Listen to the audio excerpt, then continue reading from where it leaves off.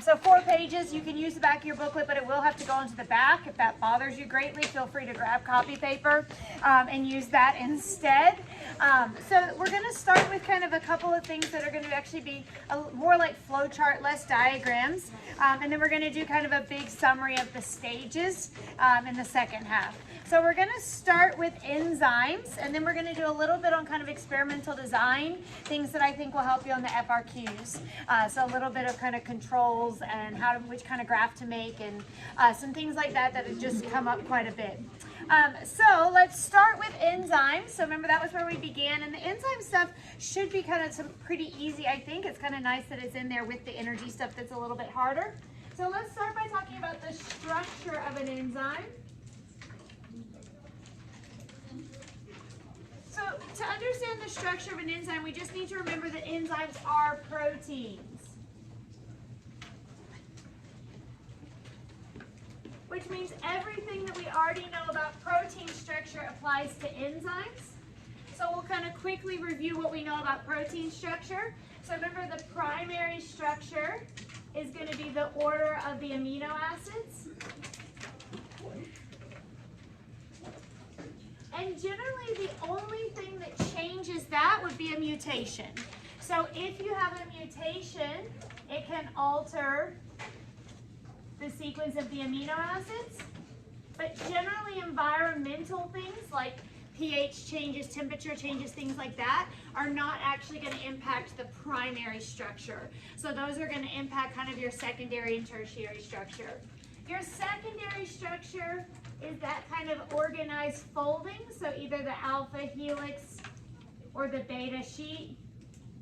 So that's what kind of wraps it up into kind of a set kind of shape. And then what's really kind of sensitive to the environment is going to be your tertiary and quaternary structures. And so these are the bonds between the R groups of amino acids.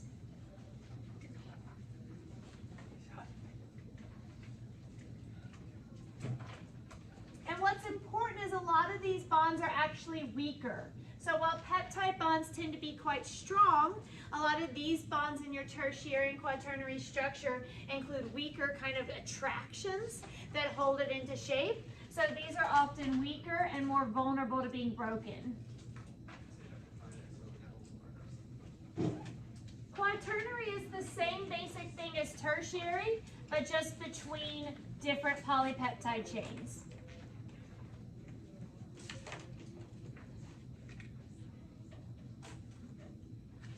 So where that's relevant, and this should be pretty familiar because of the stuff you did on kind of your lab report, but in particular these tertiary and quaternary ones, they create a folded unique shape. So because every R group bonds differently to different ones, whereas this is kind of a standard shape, this very unique tertiary and quaternary structure creates a unique folded shape that is specific to each enzyme.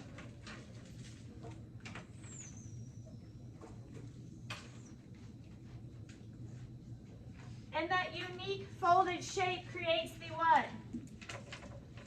The active site.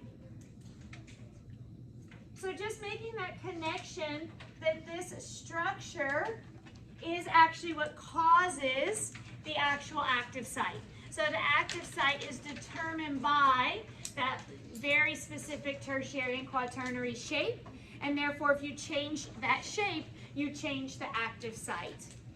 So then let's link that to the function. So that's what we know about the structure. And so remember, there's always that direct connection that structure determines function. So the specific substrate will bind to the active site. So if this is specific, then we're going to have 1 or 2 specific substrates that can bind to that active site.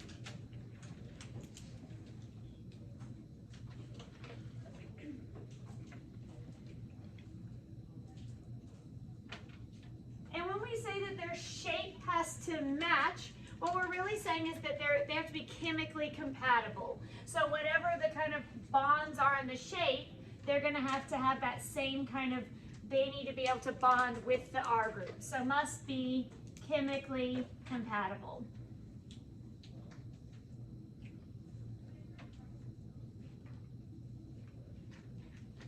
Once it binds, what is it actually going to do? So once they're bound together, they create kind of the enzyme substrate complex.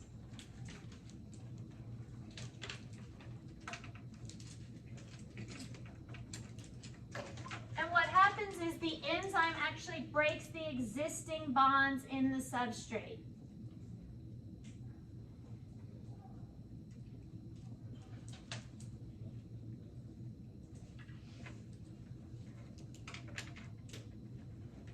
And that has to always be done. So before a chemical reaction can take place, those existing bonds have to be broken. So if the enzyme does that, that reduces the amount of energy that you have to take in to do that. So that's going to reduce the amount of energy needed to start the reaction.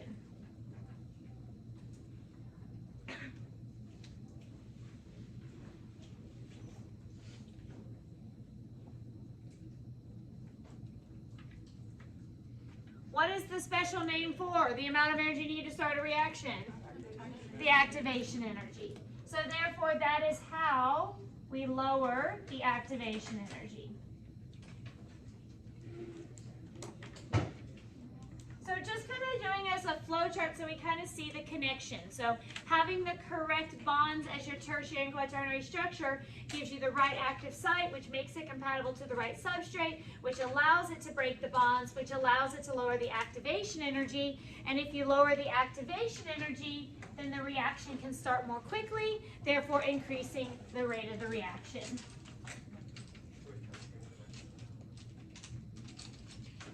So if you don't have to take as long to break the bonds in the substrate, then you can go ahead and start forming product quickly. So products are formed more quickly. And the end result of that is that we have lowered or increased the rate of the reaction.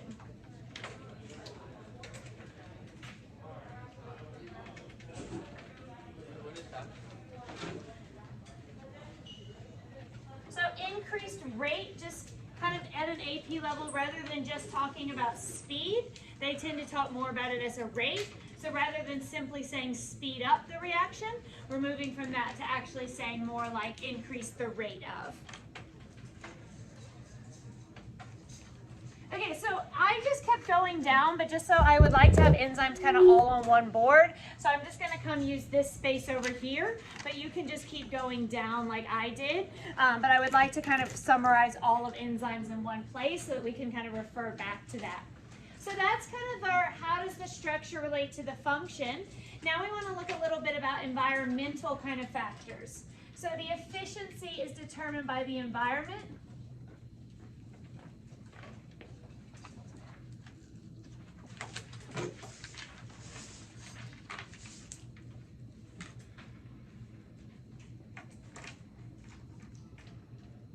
So one thing that it can be influenced by, and I don't think there's a lot of questions on this yet, just because we haven't done our genetics unit, but it will come up more as we kind of go into other units, is being able to make this connection here with mutations. So if you have a mutation, that changes the primary structure, which changes the tertiary and quaternary structure, which changes its function, which reduces the rate of reaction. So we're going to come back to this when we get to our kind of heredity and gene expression, and we're going to come back and state all this again. But for this unit, we're talking less about mutations and more about the environmental factors. So yes, it can be influenced by mutations, but we'll leave that for right now. And say that it can be influenced by environmental factors. The three that we kind of specifically talked about were pH, temperature, and salts. And what they specifically do is they affect these weak bonds. So all three of them have the ability to impact, alter, or break those weak bonds.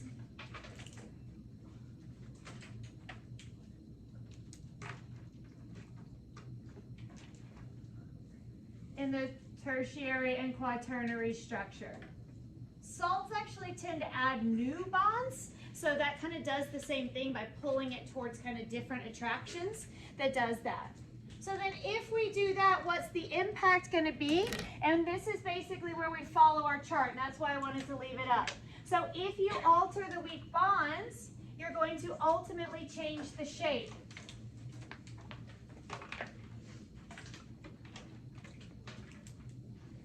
And you're going to change the shape of the whole enzyme, but particularly the shape of the active site. And if you change the shape of the active site, that impacts what substrates can bind to it. So now we're going to reduce the substrate specificity. So no longer can the substrate bind well to the active site. Therefore, it's going to kind of reduce the function. So either reduces or loses function.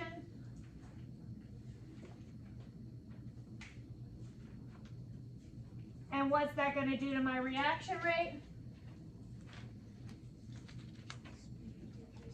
It's going to decrease it, or it's going to stop it altogether.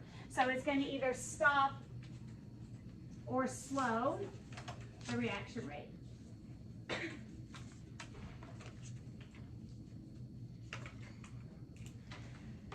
And you can usually argue either way, because technically a lot of reactions in our body without a properly functioning enzyme will stop altogether. In some cases they will continue to work, but just pulling in a lot more energy, so reducing the overall rate. So again, that's kind of the longer version of it, and then that's applying kind of that same concept. The other thing you need to know about kind of two other factors, so environmental factors, and then the next factor you need to know about is inhibitors. And there's two categories of inhibitors, both of which are pretty easy. So a competitive inhibitor is actually going to block the active site. So these are temporary. So the key here is that these are temporary and reversible. And they're also usually intentional. So they're also often used deliberately to regulate something in your body. So deliberately to kind of temporarily stop your body from using an enzyme. So a competitive inhibitor blocks the active site. And a lot of times it doesn't block all of the active sites. So you don't have one little lactase in your body that's doing all of it. You might have 45 lactase enzymes, and the competitive inhibitor might block 30 of them. So it's not necessarily going to be a complete inhibition, but it's going to block some of it. So we'll say it blocks the active site in some enzymes. So the more of the competitive inhibitor you have, the more you're going to see this effect. So if you have 45 enzymes and you put in 5 competitive inhibitors, that may have very little effect. But if you put in 60, well then they might all bind and completely block it. So they're going to block the active site in some enzymes, and kind of the concentration of it matters. And then a non-competitive inhibitor binds not to the active site, but it's going to bind to an allosteric site, which is just a different site. And when it's bound, it will temporarily change the active site shape.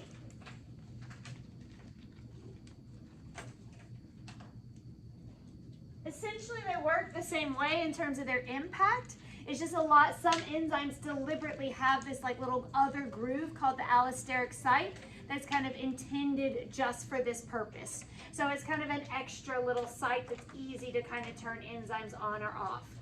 So you do need to know competitive and non-competitive, and then you need to know this term allosteric site.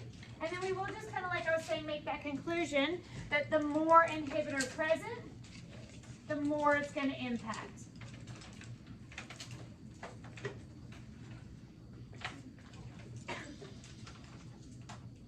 So it's not an all or nothing. It does often depend on how much inhibitor is present. Okay, and then one other thing that are two kind of similar is that they're also influenced by the enzyme and substrate concentration.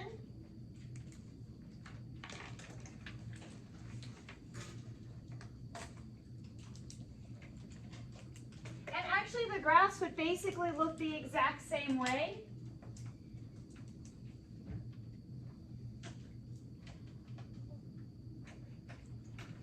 Whereby adding more is going to increase it until you reach a point of saturation. And that just basically means at that point, all active sites are already filled with a substrate.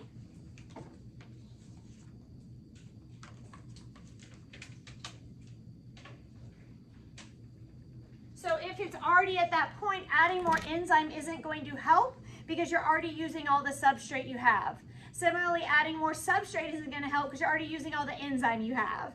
So once it reaches that point of saturation, it basically means that enzyme is working at maximum efficiency. So it's not going to help to add more substrate or add more enzyme. It would probably help if you added more of both, but if you add just one, it's not going to make an impact because we're already getting kind of the maximum efficiency of that as it is. Okay, so I think that's everything enzymes, so not tons of information on enzymes, like that was only 15 minutes, but enzymes should be pretty easy as long as you know that information well. I think you can navigate your way through questions on that. So if you want to grab another snack or take a picture of this, and then we'll move right on along. Yes.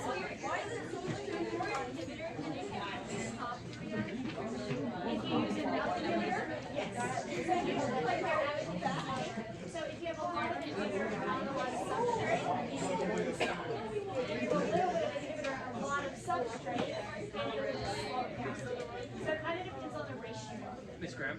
Yes. What other sections do we have for this? We're going to do, the next one we're going to do is like experimental design, FRQ stuff. I'm asking how many papers. Oh, 4 total. Okay. 4 sides or 4 papers? 4 papers. Oh, that is a lot of papers. Alright, sorry if you're watching, you have to listen to the noise for a minute because it takes too much time to splice it. And you're not listening to it. Yeah, just watch the rest. We're not going to design it. So after watching you guys somebody else. Yes. Why is it so hot in here? I don't know, but I'm like dying. Like totally dying.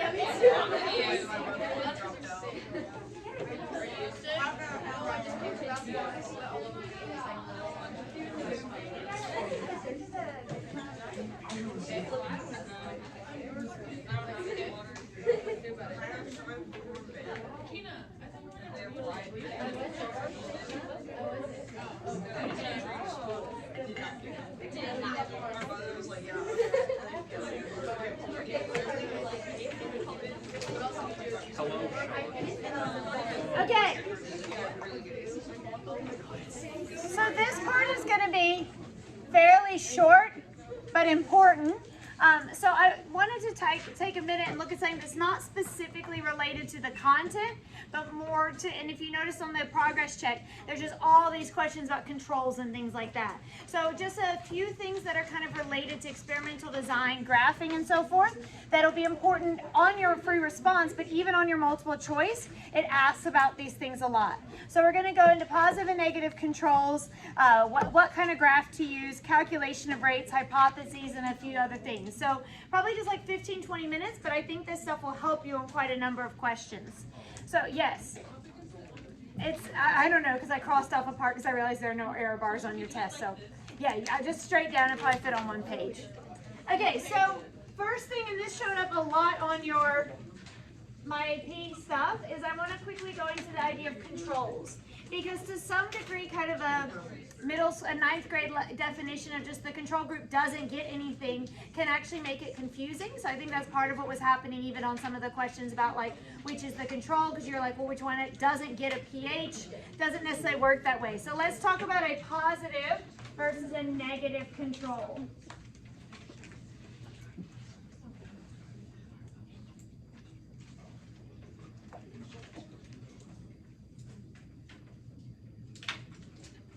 So their names kind of are exactly what they mean. So if you have a positive control, it is a situation designed to show maximum efficiency. So it's like, here's a setup that's like best case scenario, this is what would happen, and then you're comparing everything to that.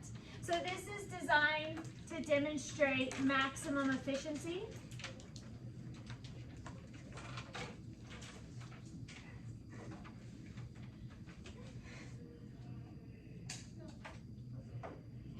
is like your best case. In a lot of cases, do we actually know that? No. So a positive control is actually really hard to determine, because if we're doing an experiment to see what is the ideal temperature, what is the ideal pH, what is the ideal amount of medication, we don't actually know that. So we don't necessarily know what is going to be the best case scenario. We sometimes do, depending on kind of the nature of it. So if it doesn't say use a positive control, assume they actually mean a negative control. So a negative control is designed to demonstrate no activity.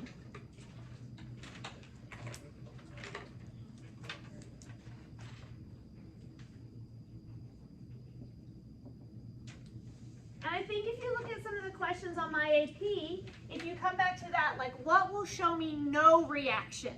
So that's kind of a true one.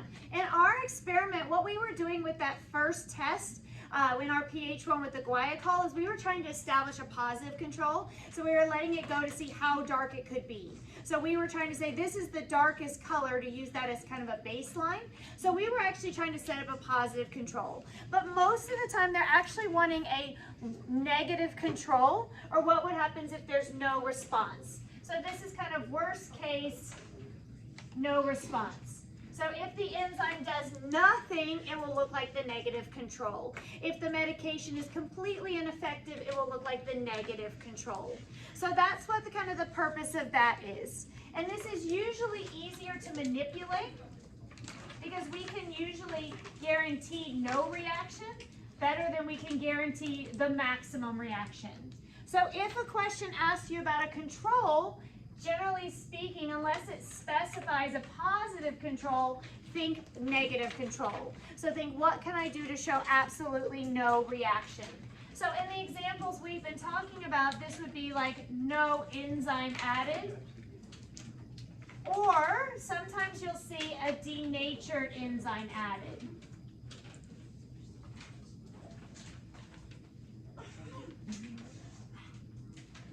And there's some argument that using a denatured enzyme is slightly better, because then if just the sheer presence of the enzyme despite its activity is somehow more helpful, then you could use that.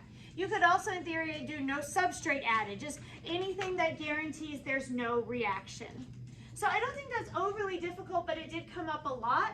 So just wanted to kind of clarify on that, that unless it says positive control, it usually is looking for a negative control. The next thing that kind of comes up quite a bit, and this one will be important for your graphing one, is should you use a bar graph or a line graph?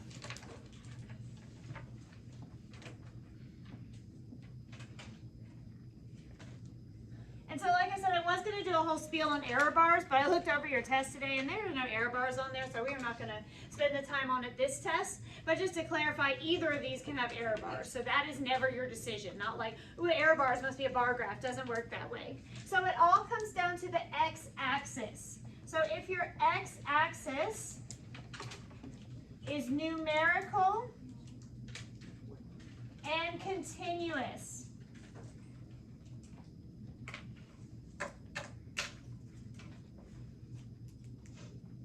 so what we mean by continuous, hopefully I spelled that right, I don't think I did. I think I put too many U's in it.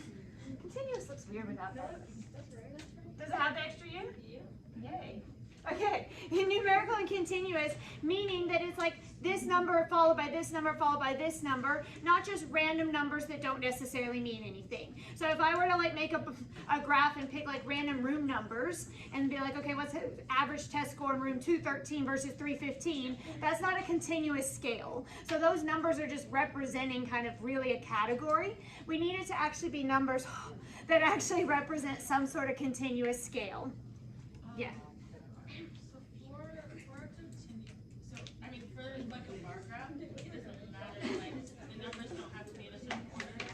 Yes, and not on a bar graph. Good question. All right, so stick with me. So if your numbers are continuous, you have to use a line graph.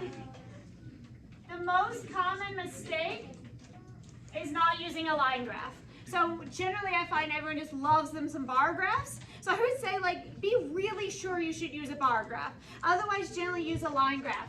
But if you use a line graph, this is really important because this is what I saw when I was editing some of your lab reports. You must use a consistent scale. So the reason why some of you, I said you need to use a bar graph is because you were trying to do pH 3, pH 5, pH 6, pH 8, 7, 8, pH 11 or whatever. Well, you can't skip around like that. So if you've decided you're using a line graph, you cannot just use the data you have. You have to pick a scale and stick with it. So some ones that are almost always going to be this would be time, concentration, temperature. Those are things that are almost always continuous because they exist on kind of a continuous scale. If, on the other hand, the x-axis is discrete or categorical,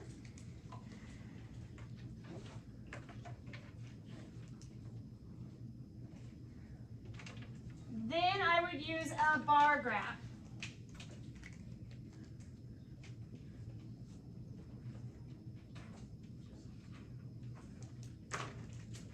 So these are when they're separate groups or conditions. So pH is a little bit questionable as to which you should use, and that's kind of the one that gets confusing. So I would say a lot of the times pH, depending on how the experiment is run. So if they're gradually increasing the acidity or decreasing the acidity, increasing the acidity by decreasing the pH, and you can see they changed a little bit and then rechecked it, changed a little bit and rechecked it, then you could by all means use a line graph because you're really showing a data point over periods of time. Most of the time though, the number pH is really just a number that describes a condition. So most of the time it's like this is pH of 3 represents acidic, pH of 7 represents basic, pH of 10 represents, or 7 is neutral and 10 is basic, in which case they're really just a number replacing a word. And so in that particular case, it would actually make sense to use a bar graph. You could probably do either with pH, but if you're going to use a line graph, make sure you have points that are on a continuous scale. Okay, and I don't think the one on your test is pH, so don't worry too much about that. The only other thing I wanted to comment that I'm still seeing is there is no such thing as a random pile of dots. Well, actually it is. It's called a scatter plot. That is not one of your options. So if you make a line graph, you must connect your dots. If you put random dots there, I can't give you a point for making a line graph and you lose the point altogether. So if you put dots, they better be connected. The only time you would do a line of best fit is if you're extrapolating. So what that means is you've drawn something and then they're like, what do you think would happen at this future point? There are no lines of best fit on this test, so don't draw a line of best fit. So if we have a unit where a line of best fit might show up, I'll say, hey, in this condition, you might want to use a line of best fit. In this case, just a normal connecting it. So no lines of best fit, just a normal connection one. Okay, so kind of related to this kind of idea of bar graph, let's look quickly at how you could then calculate a rate. And you can just keep going down. I'm just, again, trying to fit more on one.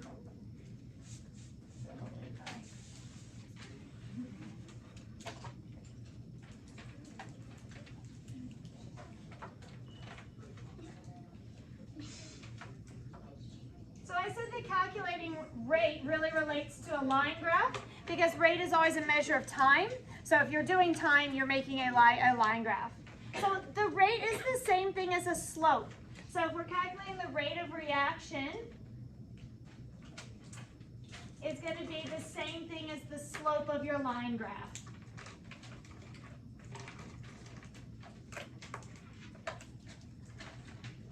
So those two things are related. So basically it's going to be your change in y over your change in x, which is generally time. So most rates are in some kind of units of time. So you're going to pick 2 points. So it may give you 2 points. A lot of times it'll say the rate between minutes 0 and 30, or you use the start at the first and the last. So if it doesn't give you a specific range, I would do kind of the first measurement and your last measurement. So then it becomes y2 minus y1 over x2 minus x1. So how much did your y change over how much that changed? And then simplify it by dividing it. So it's always to 1. So we always say how many miles per hour are you going. So it's not helpful if you're going, I'm going 120 miles per 2 hours. It's a weird way of saying it. So we don't say that, we say I'm going 60 miles per 1 hour. So when we give rates, we're always gonna put it back to 1 because it's much more meaningful that way. So whether it's a minute or an hour or a day, you're always gonna put it to 1. And then you have to be specific and include the units.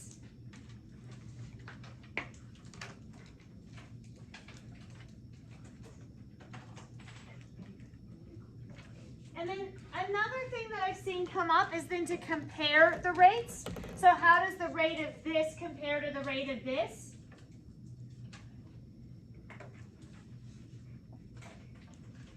So the question might say, how many times more?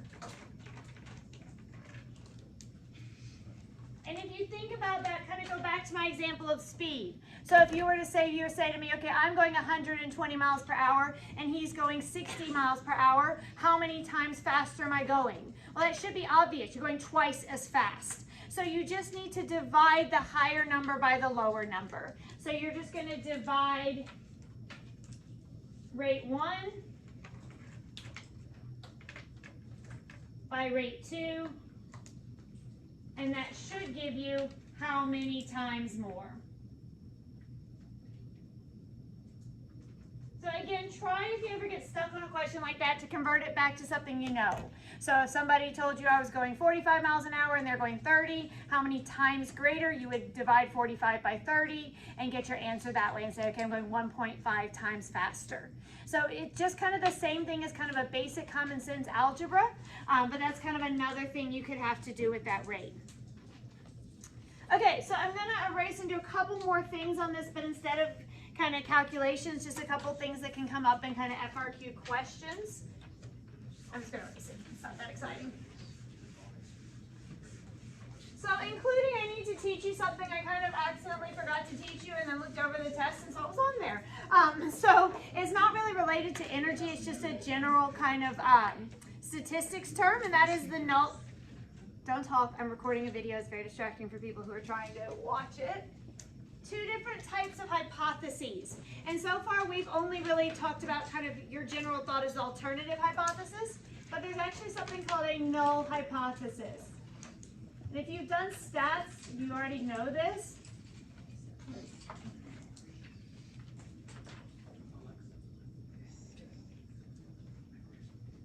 And so this is like the easiest thing ever. And it comes up quite a lot in the course, but generally I teach it with chi-square. So we're going to do that this next unit. So after that, we'll have talked about it a lot. But I saw it pop up on a question, so I was like, oh, we should probably cover that. So the null hypothesis is simply a hypothesis that there is no difference. So it is the hypothesis that the independent variable will have no effect on the dependent variable.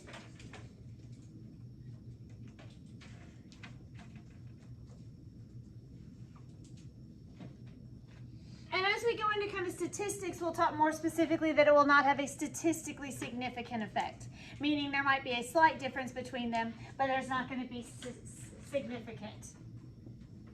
So that's my no significance. So I'm doing a study to say, does this medication have an impact on this? And the null hypothesis says, nope, sure doesn't.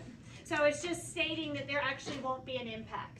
Then your alternative hypothesis, which is what we tend to think of. So when we're doing a lab and we write a hypothesis, we're writing an alternative hypothesis. That's just the general kind of hypothesis we usually talk about. And the alternative hypothesis is always going to be that the independent will have an impact on the dependent variable. That's it. That's all there is to it. So if you're asked for an alternative hypothesis, you always need to be hypothesizing that there will be an impact. If you're asked for a null hypothesis, you're hypothesizing that there'll be no impact. Last thing I wanted to say is just something about FRQs.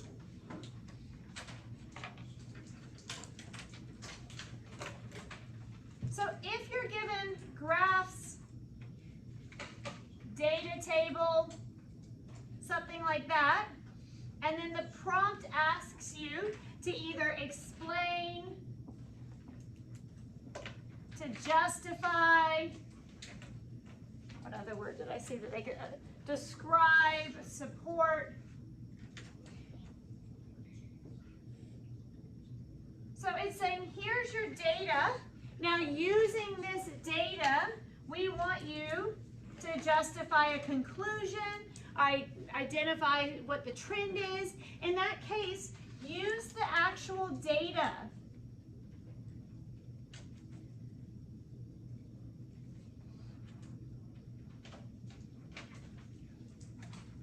And I noticed this even on your lab reports, that a lot of you didn't refer back to anything numerical.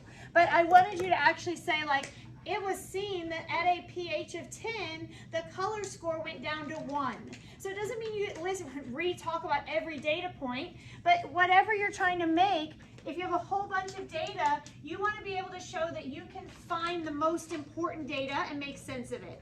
So if there's a whole bunch going on and it's like, is this effective or not? You would be able to say, oh, it's effective until 45 minutes where it reaches its maximum efficiency and then it goes down. So you need to be able to look at a whole bunch of data and show that you can find the most significant information to justify it. So that was just my advice to you, is that if that's the case, don't be afraid to use specific data points to back up your justification. So this is the case because, as you see, at temperature 20 degrees, there was a decrease. So using the actual data itself. Okay, and then the last thing before we do our giant charts is I just want to do a quick ATP one. And so I just put it where on the bottom of this because your charts are going to be too big. But it should be pretty easy, but I just want to do a quick drawing of ATP. And then we're going to do our stages. Wait, could we go to the next page? This is like one tiny bit, so stick it somewhere you have space for. Yeah. So just shove it somewhere because the next page is going to be a giant chart.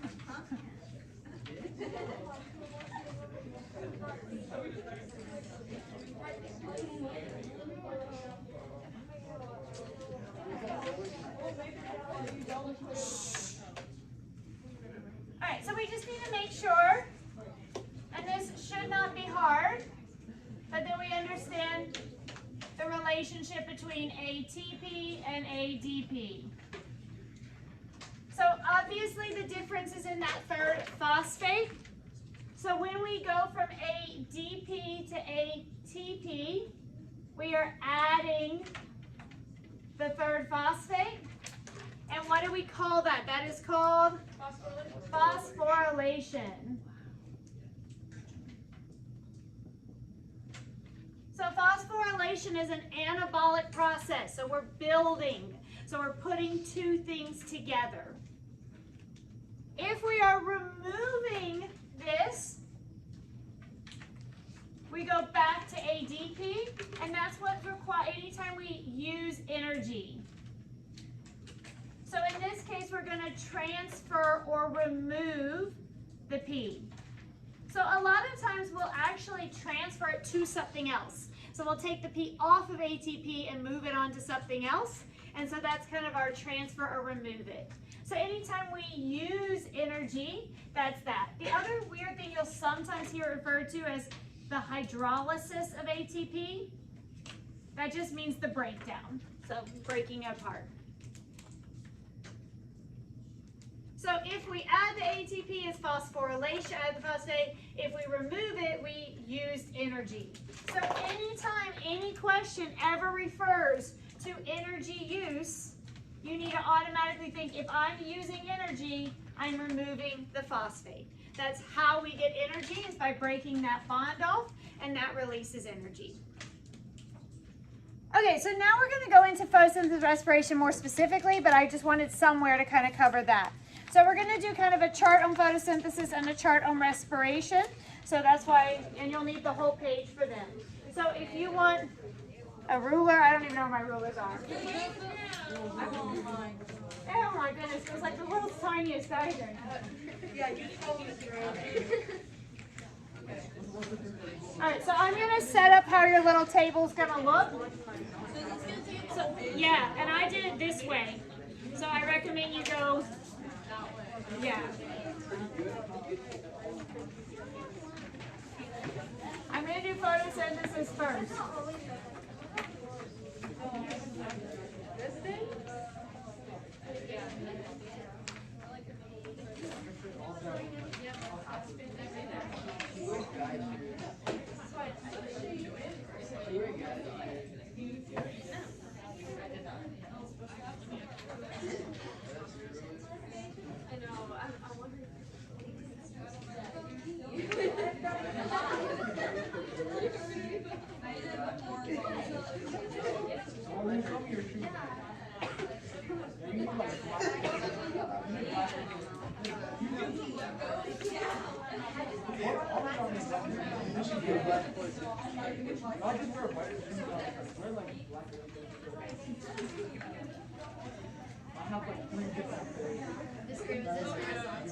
Yes.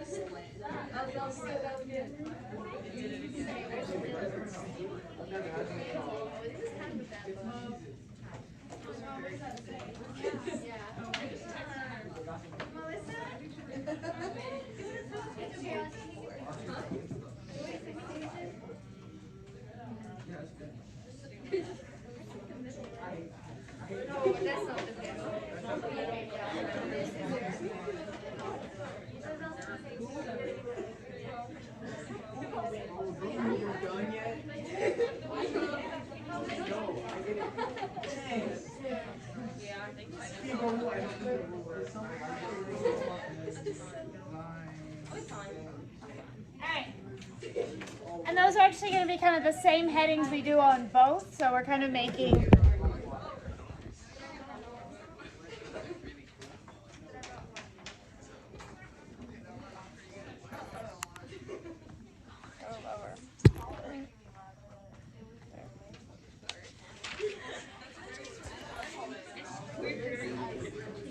Alright.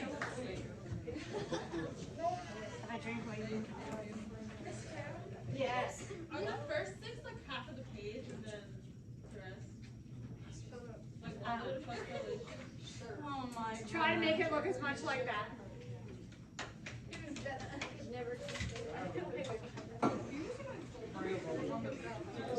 I tried to. So yeah, around that. I would say around half and half.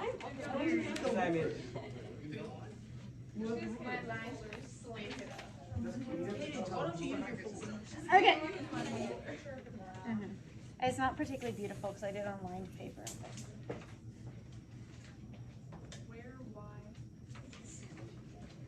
Okay, so basically as we go through the 6 total stages, so we're doing the 2 for photosynthesis and then all 4 from respiration, we're going to answer these same questions every time.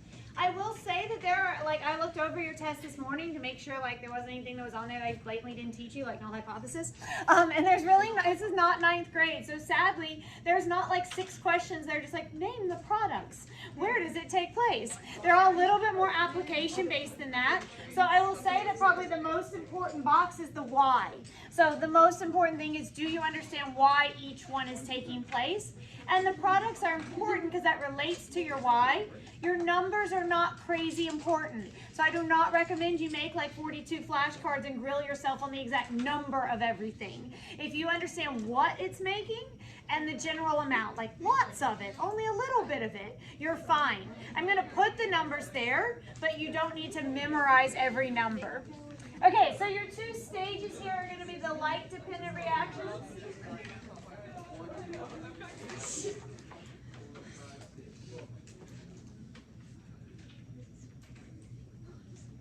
and the Calvin cycle.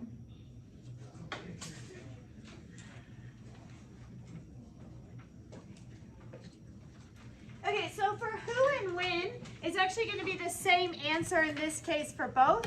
So when the way we are talking about it, we are specifically talking about how eukaryotic organisms do photosynthesis.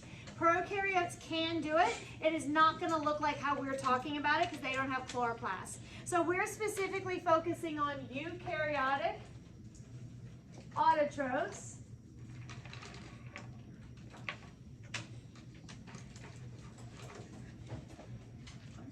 And we're saying when and where, so it only is actually going to happen during daylight hours.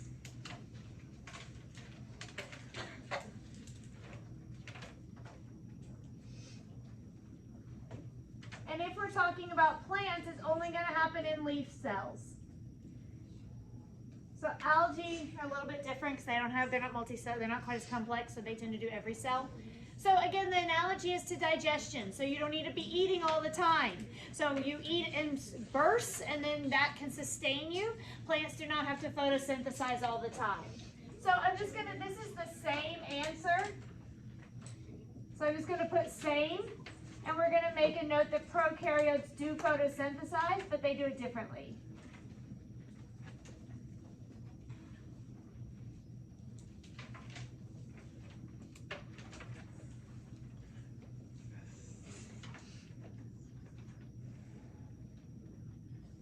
So it's actually not hugely different. It's just then having a chloroplast, they have chlorophyll directly in their cell membrane. So it's relatively similar in process, but the focus of your course is just on eukaryotic. So we're just going to focus on that. Okay, so so like I said, this relates to the chloroplast. So the light-dependent reactions are going to happen in the thylakoids, which are the stacks.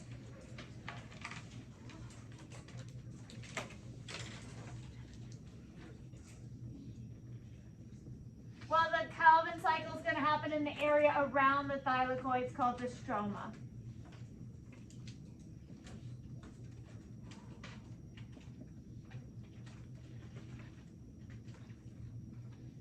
Okay, so like I said, the most important thing is that we understand the why. So the whole purpose of photosynthesis is ultimately to make glucose, and that's what's going to happen in the Calvin cycle.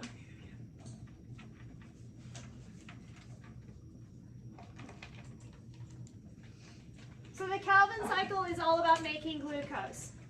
The light-dependent reactions are to create the ATP and the NADPH needed. So it's to reduce NADP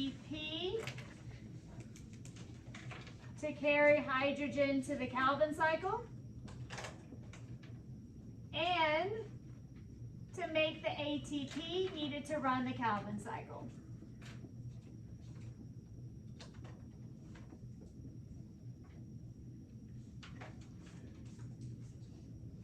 And like right there, that line is probably one of the most important fundamental understandings. That you understand how the two stages relate to one another. And you understand why we need the light-dependent reactions in order to do the Calvin cycle. So for coenzymes, in the light-dependent reactions, we're going to reduce NADP to NADPH. Remember, it has a P, it stands for a structural difference in an extra phosphate, but it's really nice because if there's a P on it, it relates to photosynthesis. So you can use that as a help. If a question's talking about NADP, you automatically know you're talking about photosynthesis, not respiration. Then in Calvin cycle, we're then going to oxidize that NADPH, which means we're going to take its hydrogen back and use it, and it's going to be recycled back as NADP. So we add the hydrogen to it in light reactions, we remove the hydrogen in Calvin cycle. But you do need to be familiarized that if you see the word oxidize or reduce, you can use that. We make ATP in the light reaction, so we do actually do phosphorylation. So we do what's called photophosphorylation. That just refers to the fact that the solar energy is necessary for the process, and so it has its own kind of title. We do not make any ATP in the Calvin cycle, so there is no phosphorylation in that.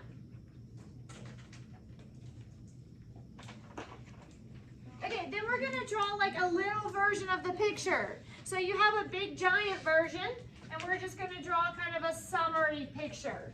So we're not going to draw any phospholipids, much to your disappointment, I'm sure.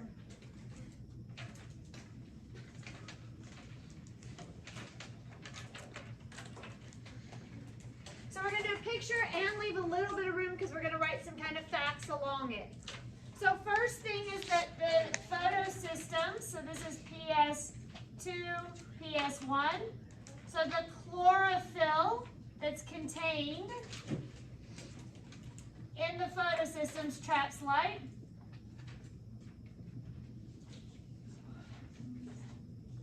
And they trap into what is called photons of light.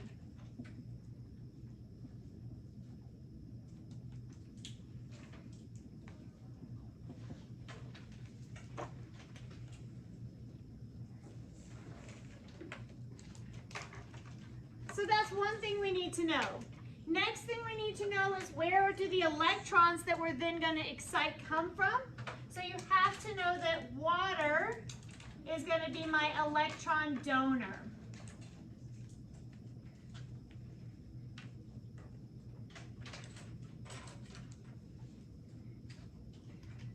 So then we're going to have the water donating the electrons.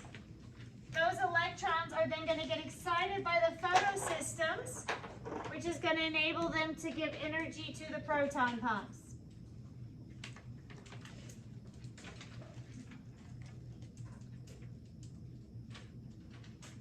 So I'm not doing the full version of this. We're just kind of doing a very simple, just trap the light, boom, boom, boom, there go the electrons. And when the electrons move through, what is the purpose of that? Is to move the hydrogen protons down. You definitely need to be familiar with this term, positive proton gradient. So we're moving the electrons along, so that's kind of the electron transport part. And the purpose of that electron transport is to actually create that positive proton gradient. One thing I wanted to comment is that this can also be called an electron transport chain. So be careful because I don't want you to think electron transport chain is only in respiration. So in respiration, it's the electron transport chain followed by chemiosmosis to make the ATP there. Basically the same idea here. So sometimes you'll see it referred to as the electron transport chain in the thylakoids or in photosynthesis. Once we've built up enough of a gradient, we can turn on our friend ATP synthase.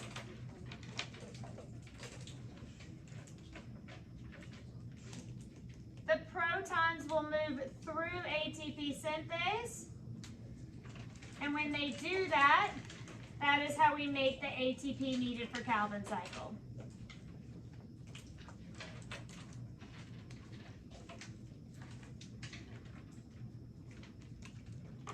Then we still need that hydrogen, so there's an additional enzyme here, which is NADP reductase, and it's going to then collect the hydrogens and transfer to the Calvin cycle.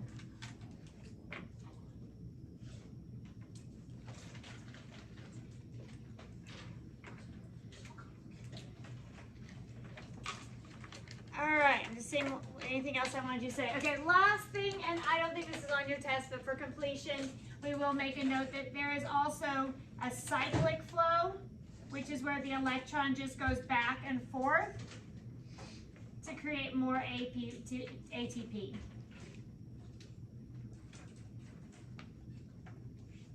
So if needed, that electron, instead of continuing to move forward, can go back and just kind of bounce between the photosystems and keep adding more and more protons to make more ATP.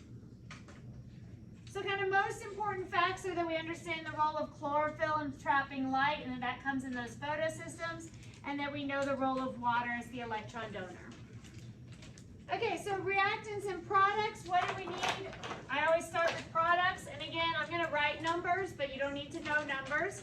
But my most important things are up here. So I need to make ATP, so I'm going to ultimately need 18 ATP to make a full glucose. Doesn't have to happen in one light reaction. They can kind of go back and forth if it needs to. I'm going to ultimately need 12 NADPH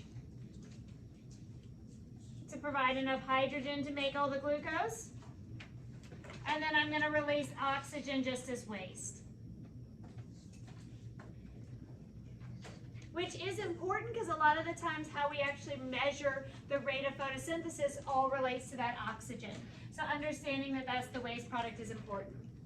How do we get that? Well, I need water, because that's going to be my electron donor, so that's pretty important. And then, of course, I'm going to need ADP in order to actually make ATP. And I'm going to need some NADP that is not currently holding a hydrogen in order to actually make that. Okay, so they do like to ask about light reactions just because that has all that ATP synthase and the chlorophyll and all of that. But that should be anything you desperately need to know about that. Okay, so then let's do a little summary of the Calvin cycle. Calvin cycle has 3 phases.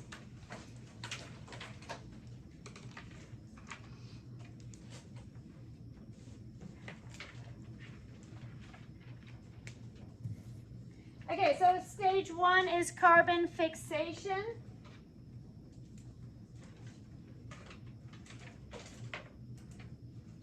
Carbon fixation is taking carbon dioxide, adding it to ruby P, which is that sugar that's in small amounts, and creating that intermediate sugar called PGA. This does require an enzyme, which is kind of worth knowing, is that the enzyme Rubisco plays a role in this. I think it's going to be one of the ones that's on your final, but there's like a massive FRQ that's all about Rubisco. So it's worth kind of remembering that name, although it would probably tell you in it what it is. Next step is reduction. And we should know that reduction is just going to be adding hydrogen. So now we're going to take the PGA plus hydrogen, and that's going to make G3P, which is 1/2 of a glucose. Where did that hydrogen come from? The hydrogen came from NADPH. So that's why we need the NADPH from the light reactions to come over. And this process actually requires energy.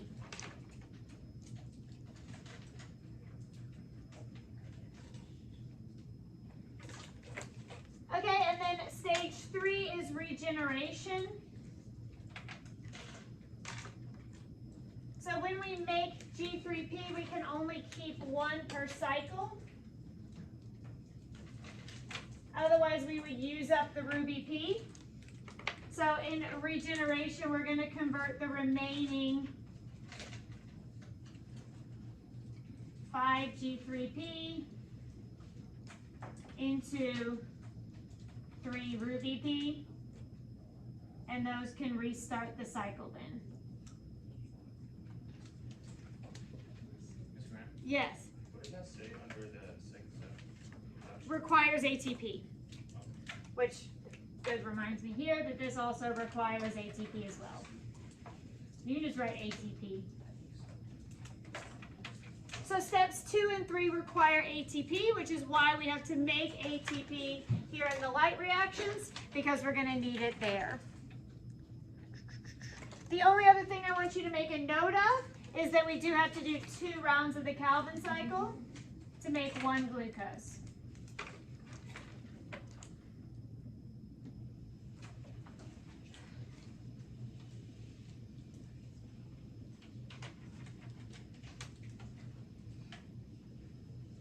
most questions seem to ask more about the light reactions. So for whatever reason, College Board just loves ATP synthase. So they love positive proton gradients, love all of that. So they tend to ask about that more. So I haven't seen a lot of really intensive information, like I said, other than a question that was quite a bit about Rubisco, just understanding that it plays a role in the ultimate creation of glucose.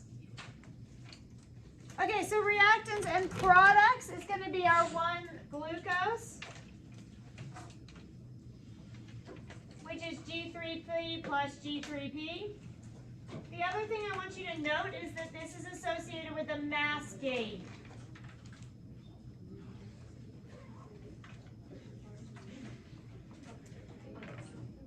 So when plants create glucose, they are gaining mass because they are actually taking what was atmospheric carbon dioxide and actually creating a solid sugar. So the creation of glucose will cause a mass change.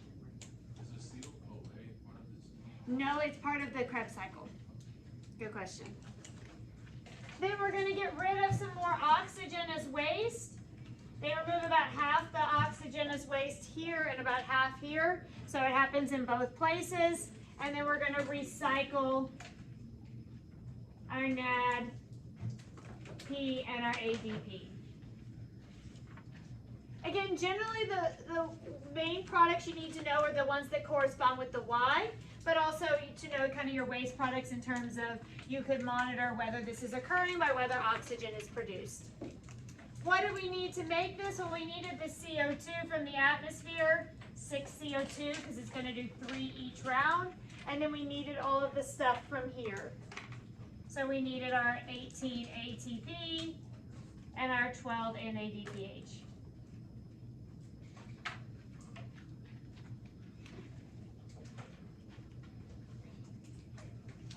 So again, don't stress about memorizing numbers, but be very clear on purposes, and anything that I specifically kind of made a point to write down is something you'll want to know. So you can take a picture of that, and then we're going to do the same with respiration. And we're done. Yes.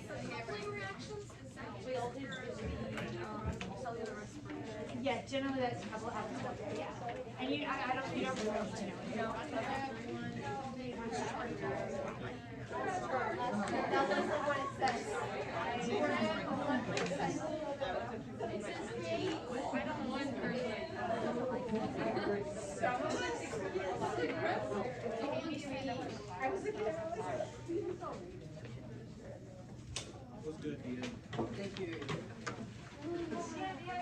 All right.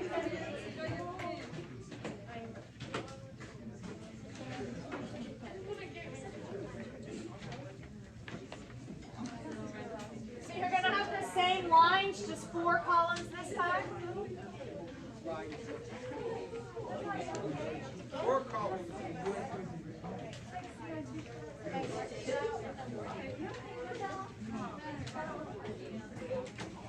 And while I'm doing this, I do need you to sign in.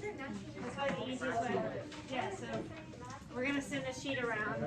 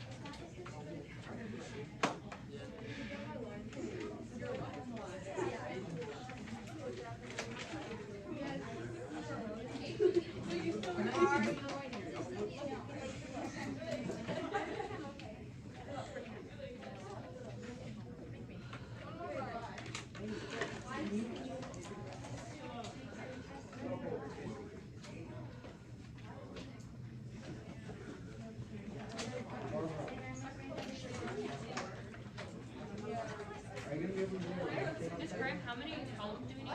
4.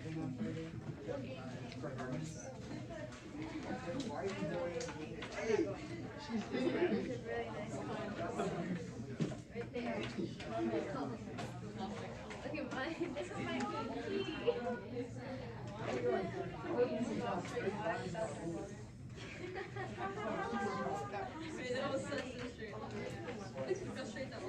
Alright, I didn't quite draw them evenly on purpose. I deliberately did a little bit more for the electron transport chain, but if you drew them evenly, that's totally fine.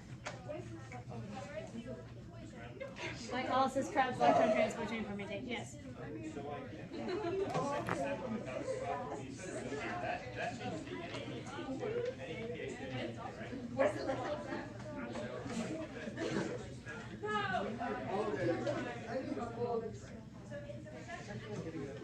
Stand over there and wait for her.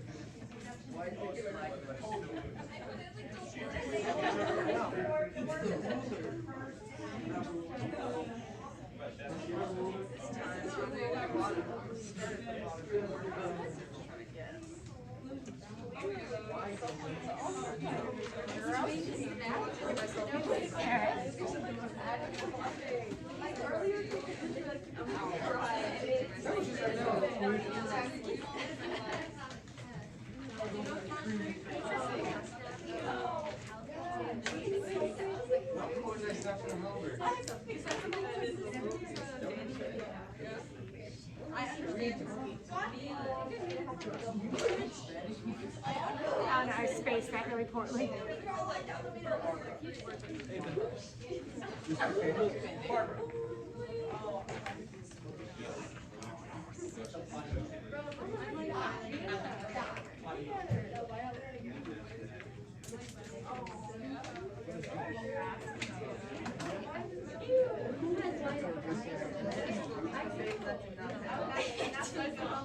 All right.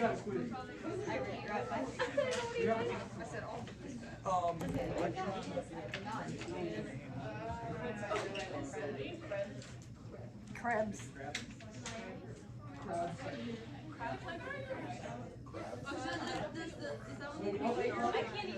I did make it a little bit bigger, but I mean, it's okay if you didn't. Okay.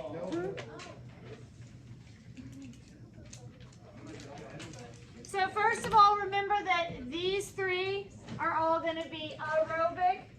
So this is going to be step 1 aerobic, step 2 of aerobic, and step 3 of aerobic. And then anaerobic is going to be glycolysis, step 1, fermentation, step 2. So that's what my little abbreviations are, but we'll clarify that as we go. Okay, so I'm going to go again kind of down the rows, just a little bit different as a review rather than going kind of one stage at a time, a little bit better for comparison. So starting with who and when. So all living organisms will do glycolysis. And they're going to do glycolysis in every cell, and they're going to do it all the time. So if you are alive, which you are, that means every single cell in your body is currently doing glycolysis. So everything that is alive is doing glycolysis all the time in every cell in the organism.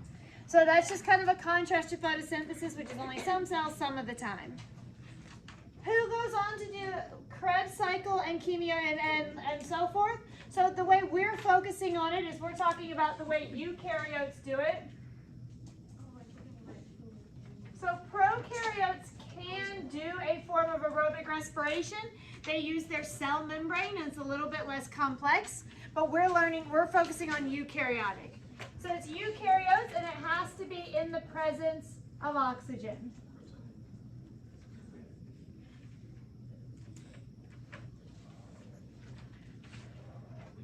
I might have spelled presence wrong. Same with electron transport chain. We are specifically talking about how eukaryotes do it.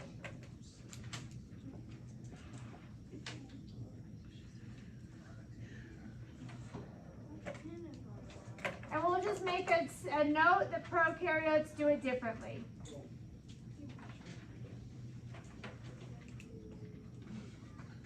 That's a pretty simplistic note. Prokaryotes different. So So I don't want to misteach you and you be like, prokaryotes cannot do aerobic respiration. They can. It's just different and we don't need to learn more things. So how we're looking at it is how eukaryotes do it. And fermentation can be done by any organism in the absence of oxygen.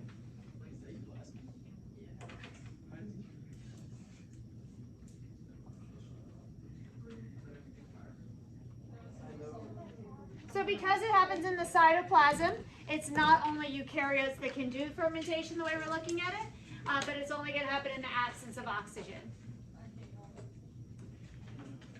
Okay, so then let's look at where they happen.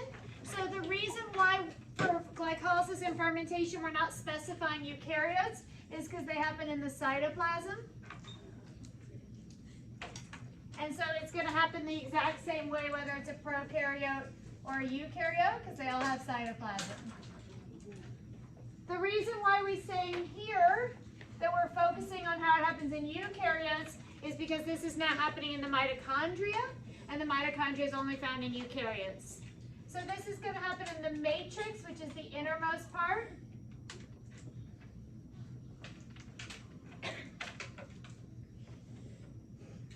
Whereas this is going to happen along the inner membrane of the mitochondria. And then kind of the space above it.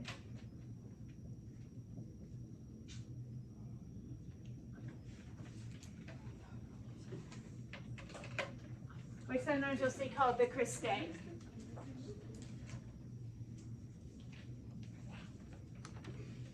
Okay, so let's talk about what is the purpose of all of this.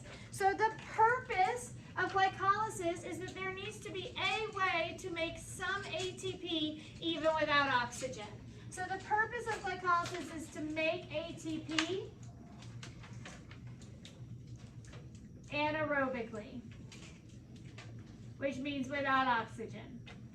So we need to have a process in place that regardless of whether or not oxygen is available, can make some ATP.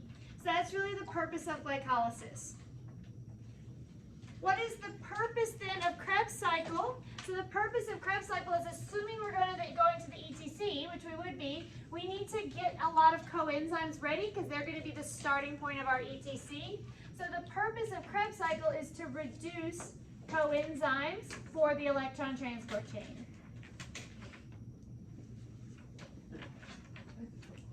So we'll go through all the things that they make, but I would like you to kind of have a good understanding of it. So just like kind of what's the main point, what's the most important thing.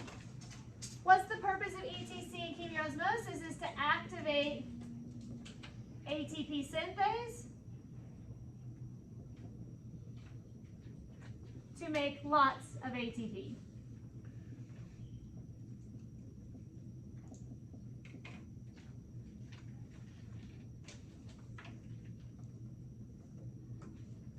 The purpose of fermentation is if we cannot go through Krebs and ETC, we end glycolysis with our NAD already being reduced, and that's problematic. So the whole purpose of fermentation is to oxidize NADH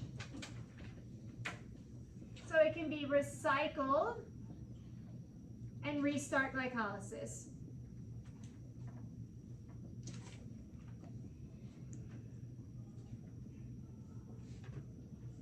So we do not actually make any energy during fermentation.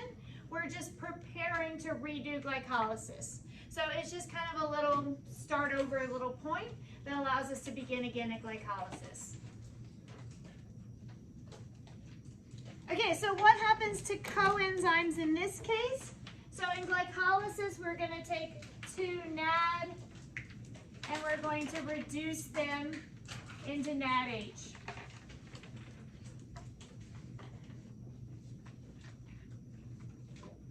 In Krebs cycle, we're going to further reduce lots of them.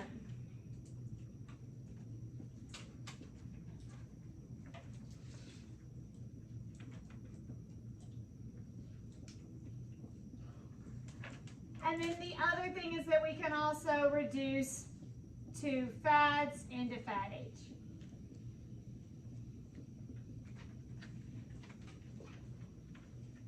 So glycolysis and Krebs cycle are about reducing or adding the hydrogen. And again, the reason for that is because when we come over here, we're actually going to oxidize NADH and FADH, which means they'll go back to being just NAD and FAD, which sometimes you'll see with a plus sign. I mean, it's the same thing. I just don't always draw the plus sign. Plus sign just means, hey, it doesn't currently have a hydrogen on it, so it's positively charged because the hydrogen's not there. It just, NAD plus means the same thing. They're both a way of saying does not currently have a hydrogen on it. Will the test discuss the difference between NAD and FAD? No. As long as you know either of them, they're both involved in Krebs. So you don't need to know what makes them chemically different. And then fermentation, if we don't oxidize our NAD here in the electron transport chain, we have to oxidize it here. So we would have to oxidize NADH back to NAD.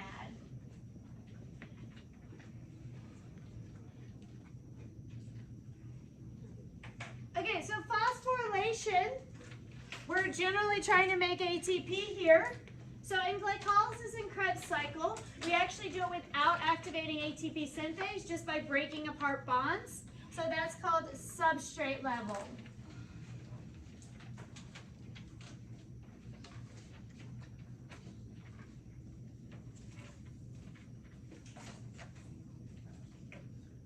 So that just refers to physically breaking apart a sugar, or what was kind of your initial substrate.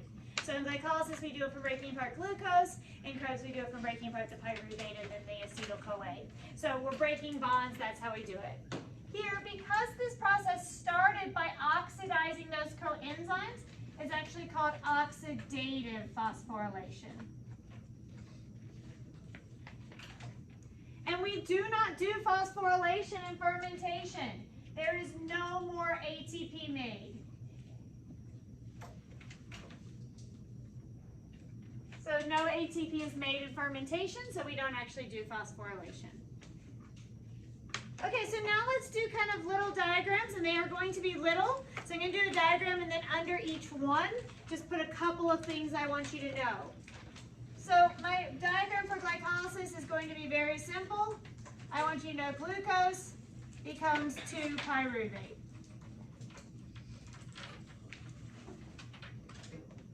You have your whole complex diagrams.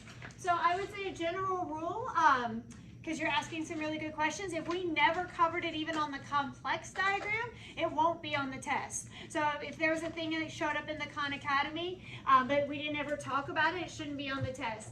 If there's something that was on our big diagram, but I didn't cover it today, it may be like one question on the test. So I don't think it was super important to go back over it, but you may still want to look at those diagrams just to be sure. So a couple things we want to know is that there are actually 10 steps in glycolysis. They're each catalyzed by enzymes. We do not need to know the names of any of those enzymes specifically, just that there are that. And that there is actually the first half, there is an energy requiring stage where we actually have to use ATP. Then an energy producing stage.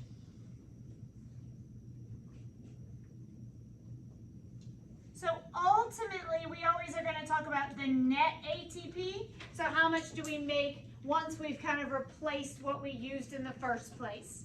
It's a little bit confusing, but basically we're going to say overall we make 2 ATP. We actually make 4 ATP, but used 2 ATP. So we say there's a net of 2. Okay, so then our reactants and our products. So we make 2, 2, 2 ATP, and we will make a note that that is our net gain. So that is our overall gain, because we actually do make 4, but because we use 2, we only look at it that way. We make 2 pyruvates, which is just an intermediate. So it's just going to immediately go to the next step. And we make 2 NADHs. What did we need to do that? Well, we needed the 1 glucose. And then, of course, if we're going to make NADH, we needed NAD. And if we're going to make ATP, we needed ADP. I would certainly not memorize reactants. If you know your products, you can always work them out. Okay, so then for Krebs cycle, we're going to do our 2 pyruvates are first going to become 2-acetyl-CoA. And that's what's called our link reaction, or our transition reaction, or our pyruvate oxidation. Then that goes into a big cycle of many, many steps called our citric acid cycle, or our Krebs cycle. It uses an intermediate that I'm just going to have you write the name of, but you would not have to pick it out. It was just if it ever showed up. It uses a sugar called oxaloacetate. Kind of same thing as Ruby P.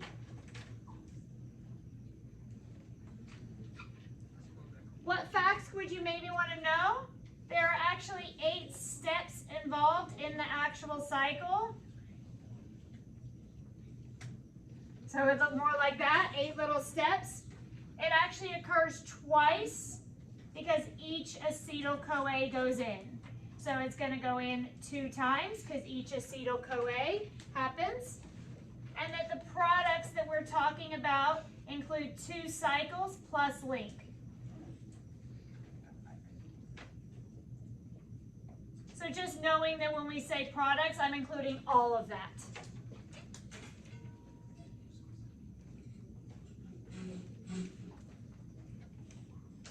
Okay, so then my products, including all of this, are going to be the 8NADH plus the 2-FADH. Then as we break this apart, and in our class diagram we did a way better job of showing where all the hydrogens and carbons go, we're going to go ahead and get rid of 6-carbon dioxide. And I want you to write next to that mass lost. So that came up a couple times on one of the warm-ups we did, and it comes up occasionally on multiple choice questions. That when we do cellular respiration, we actually lose mass because we take a sugar and we ultimately release a gas. That shouldn't be shocking to you. If you eat and you stop eating and you keep doing things, you lose weight. The reason for that is you're taking the food, the sugar in your body, you're burning it off, and ultimately it's being released in kind of a gas form as waste. So anytime we're doing respiration, we're actually losing weight because we're converting glucose into a gas. And then we do also make the 2-ATP. That is where the substrate level phosphorylation comes from. There's like 2 desks up here. What do we need to make that happen? We need the 2 pyruvates. We need oxygen. So we said here that this only happens in the presence of oxygen. To make the CO2, we actually need oxygen. And then if we're going to make NADH and FADH, we're going to need a bunch of NAD, some FAD, and we're going to need ADP. I certainly wouldn't worry about those in terms of reactants. They're just recyclables. Okay, electron transport chain. And this should be pretty easy because we just did this really with photosynthesis, and it really is the same concept. So there's our mitochondrial membrane, 4 proton pumps, and then ATP synthase.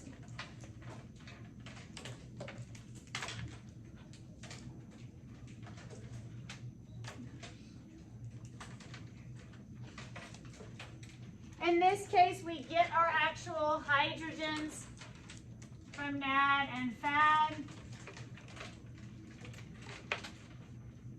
There is information like FAD actually makes a little bit less ATP because it delivers it at the second of the proton pumps. There's not going to be anything that specific on here.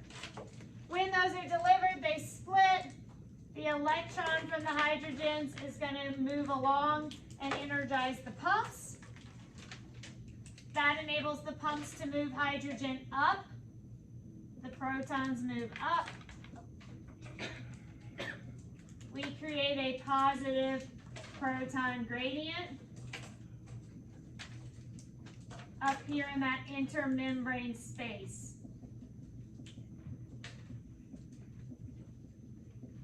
Then those come down, and when that happens, voila, we make ATP.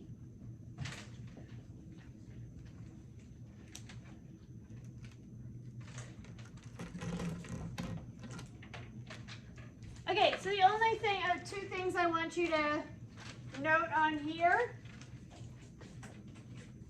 This is all, I can actually probably label it here. Part 1, the electron transport chain.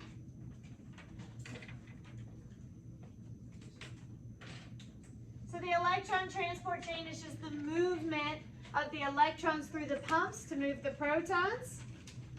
And then this part 2 is actually called chemiosmosis.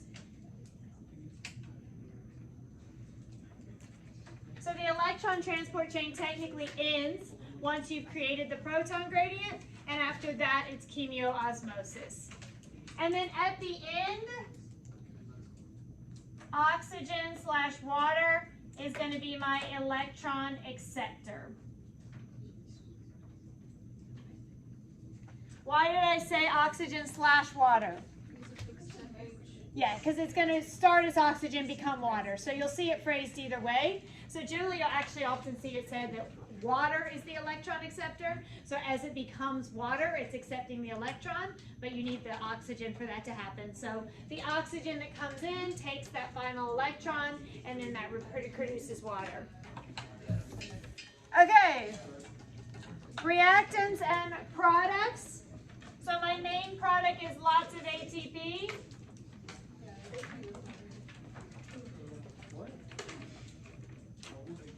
You'll see any which number. Remember, anytime we don't use glucose and we use like fatty acids instead, or we use proteins instead, we do reduce our ATP production. So that number is going to go down if we're not using glucose. And then there's lots of other ways, just not maximum efficiency. When we accept our electrons and make water, we do create 6H2O. And then otherwise, these guys are just going to be recycled. So NAD and fat are just going to be recycled.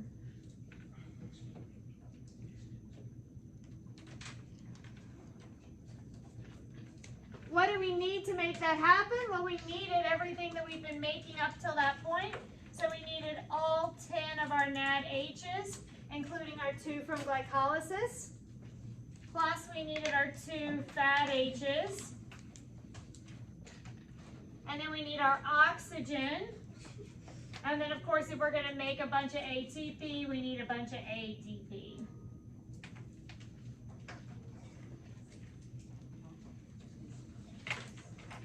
Okay, last thing. Fermentation. Fermentation is all about this. So we're going to take our 2 pyruvates.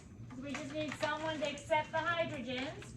And we're going to add the H from NADH. And that's going to either make lactic acid, or it's going to make ethanol and CO2.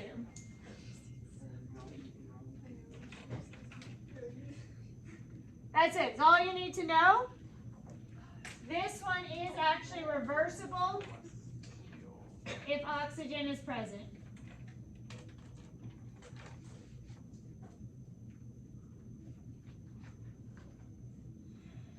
And basically the purpose is that it allows NAD now to restart glycolysis.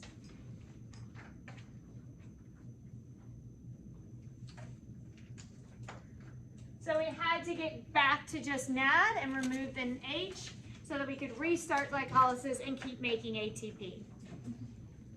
So what are my products? Just NAD, which is my whole purpose. And then in the process of doing that, we made either lactic acid or ethanol and CO2. And what do we need to make that? We just needed my 2 pyruvates plus my 2 NADHs, because that's where we get the H that we're putting on it. Giant diagram is done.